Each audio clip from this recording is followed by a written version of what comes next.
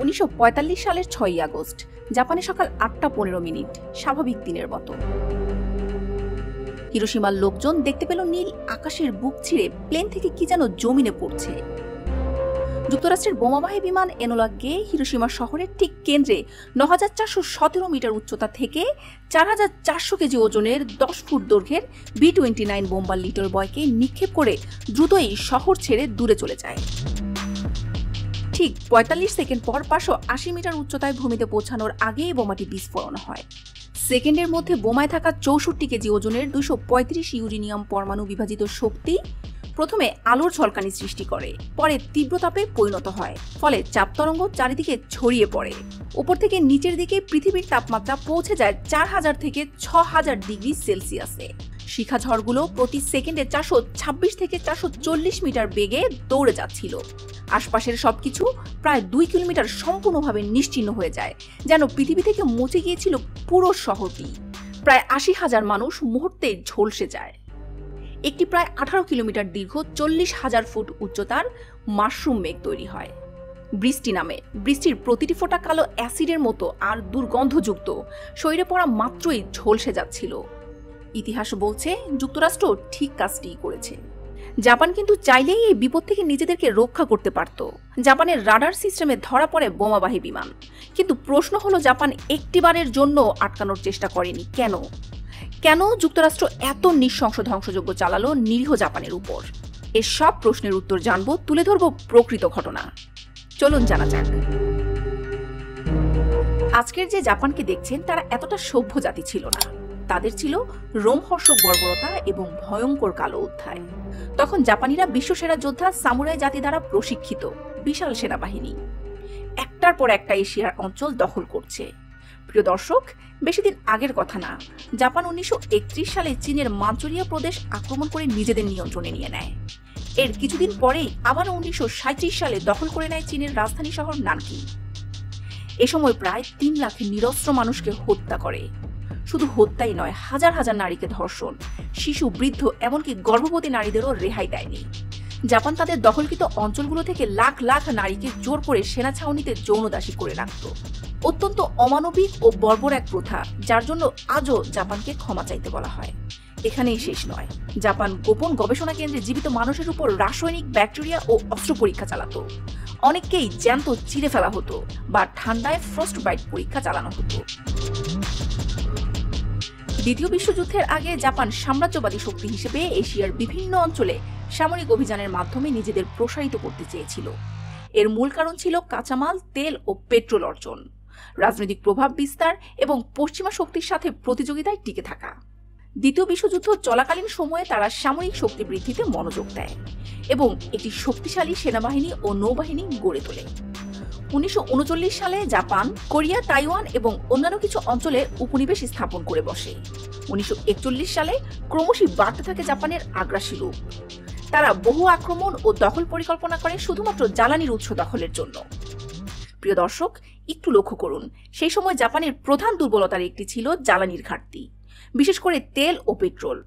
1930-এর দশক থেকে জাপান কিন্তু তাদের মোট তেলের প্রায় 80% আমদানি করত আমেরিকা থেকে। 26 জুলাই 1941 সাল যুক্তরাষ্ট্র জাপানের তেল ও পেট্রোলের উপর নিষেধাজ্ঞা জারি করে। শুধু জ্বালানি তেলই নয়, লোহা, রাবার, স্ক্র্যাপ, ইস্পাত সহ গুরুত্বপূর্ণ কাঁচামালের রপ্তানি বন্ধ করে অর্থনৈতিক সম্পর্ক ছিন্ন করে দেয়। এটি ছিল জাপানের জন্য ইকোনমিক স্ট্র্যাঙ্গুলেশন বা অর্থনৈতিক শ্বাসরোধ। এতে জাপানের সাধারণ মানুষদের জনজীবন অতিষ্ঠ হতে শুরু করে। ধীরে ধীরে যুক্তরাষ্ট্র ও পশ্চিমা শক্তির রাজনৈতিক বিরোধিতা বাড়তেই থাকে। জাপান মনে করত যুক্তরাষ্ট্র যুদ্ধে প্রস্তুতি নিচ্ছে, কিন্তু যুক্তরাষ্ট্র তখনও বিশ্বযুদ্ধে জড়ায়নি, তবে সুযোগ খুঁজছিল। জাপানের সাথে সম্পর্ক ছিন্নর মূল কারণ জাপানের বিগত সময়ের বর্বরতা, চীনসহ এশিয়া মহাদেশে আগ্রাসী নীতি, যা দিন দিন বেড়ে যাচ্ছিল। এ সময় যুক্তরাষ্ট্র চীনকেও অর্থনৈতিক ও বস্তুগত সহযোগিতা শুরু করে। অস্ত্র, গুলি, চিকিৎসা সরঞ্জাম, গাড়ি, জ্বালানি ও খাবার ইত্যাদি সরবরাহ করে। স্বেচ্ছাসেবী পাইলট দল যারা চীনে গিয়ে জাপানের বিরুদ্ধে বিমান যুদ্ধ করে। অর্থাৎ এশিয়াতে যুক্তরাষ্ট্রের ক্ষমতা প্রসারণের জন্য তারা চাইতো জাপান দুর্বল হোক এবং চীন যেন লড়াই চালিয়ে যেতে পারে। অন্যদিকে 1941 সালের জুনে, প্রিয় দর্শক, এখানে মাসটা খেয়াল করবেন, জুনের দিকে এক্সিস পাওয়ারের আরেক কান্ট্রি জার্মান সোভিয়েত ইউনিয়নে এমনভাবে আক্রমণ করে যে সোভিয়েতরা আর এশিয়ার মূল ভূখণ্ডে জাপানিদের জন্য হুমকি নয়। তখন জাপানিরা চিন্তা করলো এবং বিশ্বাস করতে লাগলো তাদের শত্রুদের শুধু যুক্তরাষ্ট্রই রইল। বিশেষ করে মার্কিন প্রশান্ত সাগরীয় নৌবহর পার্ল হারবার নিরপেক্ষ হয়ে গেলেই সমগ্র দক্ষিণ পূর্ব এশিয়া তাদের বিজয়ের জন্য উন্মুক্ত থাকবে। জাপান চেয়েছিল আমেরিকাকে দুর্বল করে এশিয়া ও প্রশান্ত মহাসাগরে নিজেদের আধিপত্য প্রতিষ্ঠা করতে। তাই তো পরবর্তী 6 মাসের মধ্যে জাপান পুরোপুরি প্রস্তুতি নিয়ে 1941 সালের 7 ডিসেম্বর যুক্তরাষ্ট্রের অত্যন্ত সুরক্ষিত দুর্গ হাওয়াই দ্বীপের ওয়াহর দুর্গ, যা ভেদ করা ছিল প্রায় অসম্ভব, সেই দুর্গ ভেদ করে পার্ল হারবার আক্রমণ করে বসে, যা ছিল দ্বিতীয় বিশ্বযুদ্ধের সবচেয়ে আলোড়ন সৃষ্টিকারী ও ইতিহাস পরিবর্তনকারী ঘটনা। এদিন 6টি জাপানি বিমানবাহী রণতরী থেকে মোট 353টি যুদ্ধবিমান পাঠানো হয়। তছনছ করে দেয় পার্ল হারবার। ধ্বংসপ্রাপ্ত হয় 8টি যুদ্ধজাহাজ, 188টি বিমান, 294টি বিমান বিধ্বংসী কামান। সবচেয়ে বড় ক্ষতি হয় ব্যাটেলশিপ আরিজিনার। ডুবে যায় 1177 নাবিক। ডুবে যাওয়া নাবিক সহ মোট 2400 সেনা, বিমান ও নৌ কর্মকর্তা মারা যায়। আহত হয় অন্তত 1178 জন, যা যুক্তরাষ্ট্রকে পুরোপুরি পঙ্গু করে দেয়। এখন প্রশ্ন থেকে যায়, এত শক্তিশালী দুর্গ কি করে শেষ হয়ে গেল? তাদের কি কিছুই করার ছিল না? পার্ল হারবার বিষয়ে জানতে চাইলে আমাকে কমেন্টস করুন। আপনাদের কমেন্টসের উপর ভিত্তি করে আমি পুরো ঘটনার ভিডিও শেয়ার করব। পার্ল হারবার আক্রমণের ঘটনায় যুক্তরাষ্ট্রের প্রেসিডেন্ট ফ্র্যাঙ্কলিন ডি রুজভেল্ট কংগ্রেসে ঘোষণা দেন, এই দিন চিরকাল অপমানের প্রতীক হয়ে থাকবে। জাপানের বিরুদ্ধে সরাসরি যুদ্ধ ঘোষণা করে যুক্তরাষ্ট্র। বিশ্বযুদ্ধে অংশগ্রহণ করে। তারা তাদের কারখানা, গাড়ি কোম্পানি, লোহার শিল্প সবকিছু যুদ্ধ উপযোগী করে ফেলে। মিলিয়ন মিলিয়ন সৈন্য নিয়োগ করে। নারীরা প্রথমবারের মতো যুদ্ধশিল্পে অংশ নেয়। এপ্রিল 1942 সাল। পার্ল হারবার আক্রমণের মাত্র 4 মাস পরেই আমেরিকান বোমারু বিমান জাপানের টোকিও শহরে বোমা ফেলে।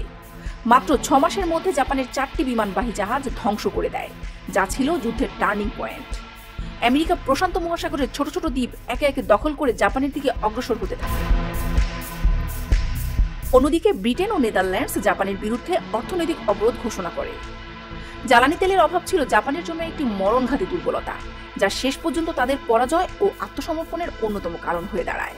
তেল ছাড়া যুদ্ধজাহাজ, বিমান, ট্যাঙ্ক, ট্রাক কিছুই চালানো সম্ভব ছিল না। অনেক যুদ্ধজাহাজ নোঙরেই পড়ে থাকত। বিমানবাহী রণতরীগুলো চালানো কঠিন হয়ে পড়ে। জ্বালানি সাশ্রয়ের জন্য প্রশিক্ষণ বাতিল করা হয়। দিন দিন জাপানের প্রতিরক্ষা দুর্বল হয়ে পড়ে। 1945 সাল। জাপানের 6 মাসের জ্বালানি মজুদ ছিল কেবল। জ্বালানি সংকটের কারণে তাদের পরিকল্পনা ও যুদ্ধ সক্ষমতা হুমকিতে পড়ে। এমনকি সাধারণ নাগরিকদের জীবনে নেমে আসে দুর্ভোগ। অনাহার, খাবার, ওষুধ, অস্ত্র বহনের সমস্যা দেখা দেয়। জ্বালানির অভাবে কাঠ পোড়ানো শুরু হয়। মানুষ সাইকেল চালিয়ে শহর থেকে গ্রামে পাড়ি দেয়। বিদ্যুৎ উৎপাদন কমে যায়। শহরে অন্ধকার, শিল্প বন্ধ হয়ে পড়ে। আর এদিকে যুক্তরাষ্ট্র প্রায় $2 বিলিয়ন, যার বর্তমান বাজার মূল্য আনুমানিক $30 বিলিয়ন সমপরিমাণ খরচ করে বানিয়েছে পারমাণবিক বোমা লিটল বয়। এটি ইতিহাসের সবচেয়ে জটিল পারমাণবিক অস্ত্র প্রকল্প। ম্যানহাটন প্রজেক্টের মাধ্যমে রবার্ট ওপেনহেইমারের নেতৃত্বে অত্যন্ত গোপনে আমেরিকার পূর্ব দিকে অ্যান্ডারসন প্রদেশের ওকরিজ শহরে, যেখানে কাজ করেছে প্রায় 1,30,000 মানুষ। ভয়ঙ্কর এই বোমবারটি প্রস্তুতের খবর রাষ্ট্রপতি হওয়ার আগেও জানতেন না প্রেসিডেন্ট হ্যারি ট্রুম্যান। 6 আগস্ট 1945 সাল, সকাল 7টা বাজে। জাপানের রাডার সিস্টেমে ধরা পড়ে যুক্তরাষ্ট্রের straight flush B-29 super Fortis বিমানটি। এটি প্রায় 30 থেকে 45 মিনিট পর্যন্ত হিরোশিমার আকাশ স্ক্যান করে আবহাওয়া টার্গেট ও পর্যবেক্ষণ করছিল। তাৎক্ষণিক ওয়ার্নিং অ্যালার্ম বাজতে শুরু করে জাপানের শিল্প ও বাণিজ্যিক শহর হিরোশিমায়। শহর জুড়ে কারফিউ জারি হয়। প্রায় 30 মিনিট ঘোরাঘুরি করার পর বিমানটি চলে যায়। 7:31 কারফিউ উঠিয়ে দেওয়া হয়। জনজীবন স্বাভাবিক হতে থাকে। দ্বিতীয় বিশ্বযুদ্ধের সময় প্রায় আবহাওয়া পর্যবেক্ষণ করতে এ ধরনের বিমান ঘোরাঘুরি করত, তাই জাপান বিষয়টি গুরুত্বে নেয়নি। আর তাছাড়া অযথা জ্বালানি খরচও করতে চায়নি। তাই তো বিমানটি আমেরিকান বিমান দেখেও একটিবারের জন্য আটকানোর চেষ্টা করেনি। সকাল 8:15। প্রশান্ত মহাসাগরের টিনিয়ান দ্বীপ থেকে জাপানের হিরোশিমার দিকে যুক্তরাষ্ট্রের বোমাবাহী বিমান এনোলা গে, সাথে নিউক্লিয়ার বোমা লিটল বয়। এবারও জাপানের রাডার সিস্টেম ধরে ফেলে যুক্তরাষ্ট্রের বিমানটি, কিন্তু শুধুমাত্র জ্বালানি তেলের কথা চিন্তা করে জাপান কোনো পদক্ষেপ নেয়নি। এমনকি এইবার ওয়ার্নিং সাইরেনও বাজায়নি। তারা ভেবেছিল সকালের মতোই এটি আরেকটি বিমান। এনোলা গে হিরোশিমা শহরের ঠিক কেন্দ্রে এসে 9417 মিটার উচ্চতা থেকে লিটল বয়কে নিক্ষেপ করে দ্রুত শহর ছেড়ে পালিয়ে যায়। ঠিক 45 সেকেন্ড পরে ভূমিতে পৌঁছানোর আগেই বোমাটি বিস্ফোরণ হয়। সেকেন্ডের মধ্যে তীব্র তাপে পরিণত হয়, ফলে ব্লাস্ট ওয়েভ চারিদিকে ছড়িয়ে পড়ে। লিটল বয় ফেলার পরপরই মার্কিন যুক্তরাষ্ট্রের বিশেষ পর্যবেক্ষণকারী বিমান, যার কাজ ছিল বিস্ফোরণের ছবি তোলা, তারা দেখতে পেল আশপাশের সবকিছু প্রায় 2 কিলোমিটার সম্পূর্ণভাবে নিশ্চিহ্ন হয়ে যায়। হাজার হাজার মানুষ মুহূর্তে ঝলসে যায়। 40,000 ফুট উচ্চতার মাশরুম মেঘ তৈরি হয়। কালো অ্যাসিডের মতো আর দুর্গন্ধযুক্ত বৃষ্টি নামে। বৃষ্টির প্রতিটি ফোঁটা শরীরে পড়া মাত্রই ঝলসে যাচ্ছিল। জিরো গ্রাউন্ড হিরোশিমার সীমা হসপিটাল থেকে 3 কিলোমিটার পর্যন্ত ভবন আংশিকভাবে ধসে পড়ে। মানুষ গুরুতর আহত, আগুন ছড়িয়ে পড়ে। 5 কিলোমিটার পর্যন্ত জানালার কাঁচ ভেঙে যায়, ভবন ক্ষতিগ্রস্ত, মানুষ মাঝারি আহত হয়। সুতোমো ইয়ামাগাচি ছিলেন একমাত্র মানুষ যিনি হিরোশিমা ও নাগাসাকি দুই ভয়ঙ্কর ধ্বংসযজ্ঞ থেকে বেঁচে ফিরেছেন। হিরোশিমায় বোমা বিস্ফোরণের সময় ইয়ামাগুচি ছিলেন মাত্র 3 কিলোমিটার দূরে, কিন্তু আগুনের ঝলকানিতে তার শরীরের এক পাশ ঝলসে যায়, বাম কানের পর্দা ফেটে যায়, প্রচন্ড তাপে দগ্ধ হন। এ সময় তিনি দেখতে পান যন্ত্রণায় কাতরানো মানুষগুলো সেই দুর্গন্ধযুক্ত অ্যাসিড বৃষ্টির পানি পান করছিল, যার প্রভাবে তারা সাথে সাথে মারা গিয়েছিল। 10 কিলোমিটার পর্যন্ত বিকিরণজনিত অসুস্থতা, দাহ ও দীর্ঘমেয়াদী প্রভাব, ছাই, রেডিয়েশন আর ব্ল্যাক রেন বহু মানুষকে বাঁচিয়ে রেখেও মেরে ফেলেছিল ধীরে ধীরে। অনেকেই কয়েকদিনের মধ্যে টাক পড়ে যায়, পুড়ে যাওয়া চামড়ায় ইনফেকশন হয়, শরীরের ব্যথা, রক্তপাত, ত্বকে ভয়ানক পোড়া দাগ, মুখ ব্যথা, বিকৃত হয়ে যাওয়া, দীর্ঘমেয়াদী অঙ্গবিকল, হৃৎপিণ্ড, কিডনি, হাড় ও রক্তকণিকার স্থায়ী ক্ষয়, এমনকি পরবর্তী জীবনে ক্যান্সারে ভুগেও মারা গিয়েছে অনেকেই। ওই সময় হিরোশিমায় প্রায় 3.5 লক্ষ মানুষ বাস করত। তীব্র রেডিয়েশনের জন্য 2 লক্ষ মানুষ মারা গিয়েছিল। প্রিয় দর্শক, পুরো পৃথিবী স্তব্ধ, হতভম্ব হয়ে রইল এই ঘটনায়। এর রেশ কাটতে না কাটতেই 3 দিন পর 9 আগস্ট 1945 সালে জাপানি সময় সকাল 11টা।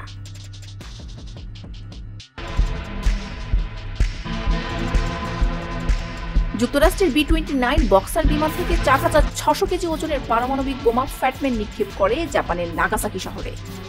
বিস্ফোরণের মুহূর্তে মিশনে অংশ নেওয়া পর্যবেক্ষণকারী বিমান দ্য গ্রেট আর্টিস্ট দেখেছে এক প্রবল উজ্জ্বল সাদা হলুদ আলোর ঝলকানি, যেন সূর্য মাটিতে নেমে এসেছে। আলোর তীব্রতা এত বেশি ছিল যে মানুষের ছায়া পাথরে পুড়ে গেঁথে গেছে। কয়েক কিলোমিটার দূরে বাড়িঘর, গাছ, গাড়ি মুহূর্তেই উড়ে যায়। আকাশে ধীরে ধীরে গঠিত হয় একটি বিশাল কালো ধূসর মাশরুম মেঘ। এটি ছিল 18 কিলোমিটার দৈর্ঘ্যের, 60,000 ফুট উচ্চতার। আগুনে পোড়া মানুষ, পশু, গলিত লোহা, ভেঙে যাওয়া রেল লাইন, সব মিলিয়ে মৃত্যুর নগরী। অনেকে তখনও জীবিত ছিল, শরীরের চামড়া ঝুলে পড়েছিল, চারপাশে ছড়িয়ে পড়ে ভয়াবহ শকওয়েভ, কিন্তু কেউ বাঁচতে পারেনি। সুতোমো ইয়ামাগাচি নিজ শহর নাগাসাকি থেকে হিরোশিমায় অফিসের কাজে যাওয়া আসা করতেন। 6 তারিখের ঘটনায় তার যা ক্ষতি হয়েছিল, চিকিৎসা নিয়ে তিনি পুনরায় অসুস্থ অবস্থায় অফিসে ফিরে যান।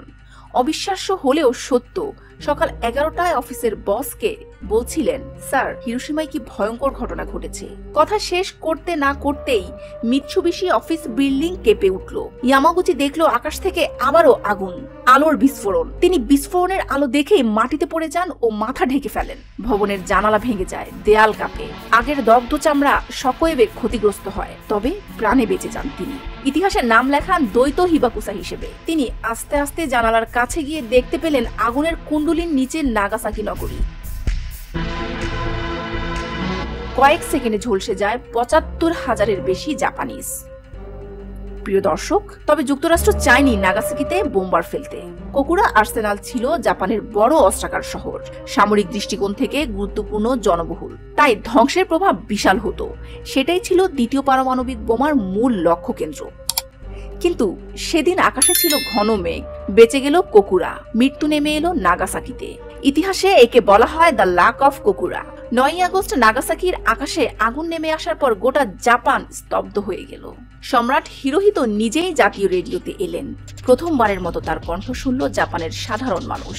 15 আগস্ট 1945 সাল তিনি ঘোষণা করলেন জাপান আত্মসমর্পণ করেছে। এ যেন শুধু জাপানের পরাজয় নয়। 2 সেপ্টেম্বর 1945 সাল টোকিও উপসাগরে মিশরি জাহাজে আনুষ্ঠানিকভাবে স্বাক্ষর হলো জাপানের নিঃশর্ত আত্মসমর্পণ। চুক্তির মাধ্যমে শেষ হলো 6 বছর ধরে জ্বলতে থাকা পৃথিবীর দ্বিতীয় বিশ্বযুদ্ধ। কিন্তু হিরোশিমা নাগাসাকির ছাই, পোড়া গন্ধ আর নীরব ছায়া আজও মনে করিয়ে দেয়, যুদ্ধ জিতে কেউ বাঁচে না, ধ্বংসই শেষ সত্য। যদি যুদ্ধ থেমে যেত কূটনীতিতে, তাহলে কি সেই শহরগুলো বাঁচানো যেত না? প্রিয় দর্শক, আপনার মতামত কি? কমেন্টস করে জানান। সাবস্ক্রাইব করে নিউজপিডিয়ার সাথেই থাকবেন। ধন্যবাদ।